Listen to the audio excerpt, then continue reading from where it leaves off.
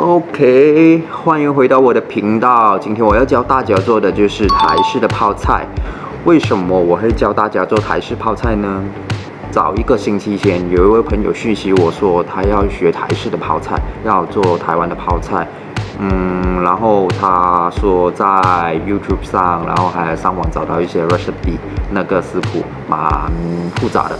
所以今天我要带给大家的就是一个比较简单、容易上手的台式泡菜。然后台式泡菜比较会出现在哪里呢？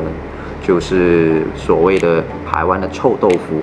台湾的臭豆腐它旁边就会有一个泡菜，然后那个泡菜就是台式的泡菜，它是白色的，它用高丽菜去做腌制的，然后它带一点酸酸甜甜开胃的小菜这样子。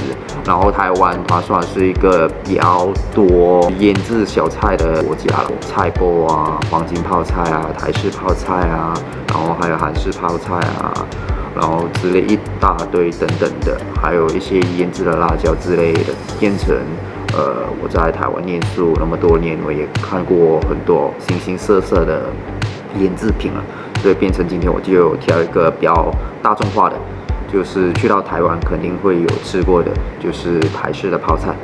这样我都不多说，来教大家做台式的泡菜 ，Let's go！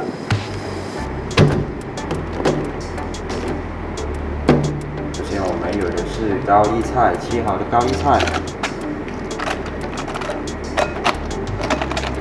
萝卜丝、辣椒、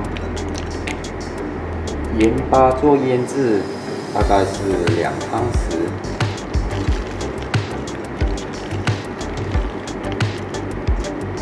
然后再用个水去搅拌，做搅拌的动作。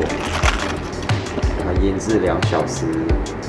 好，腌制2小时好了，可以看到高丽菜，它开始软化了，开始出水了。你看，那个水开始出水了，看到吗？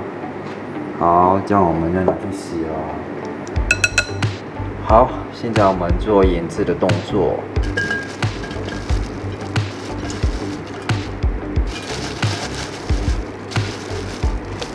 然后糖的部分是下1比1，就是糖1醋1的意思。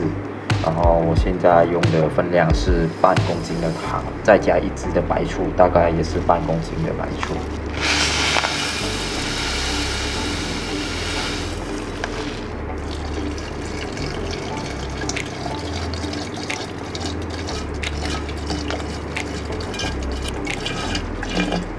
然后蒜头下去，搅拌均匀。大概等个12小时或1天的时间，就可以把它夹起来吃了。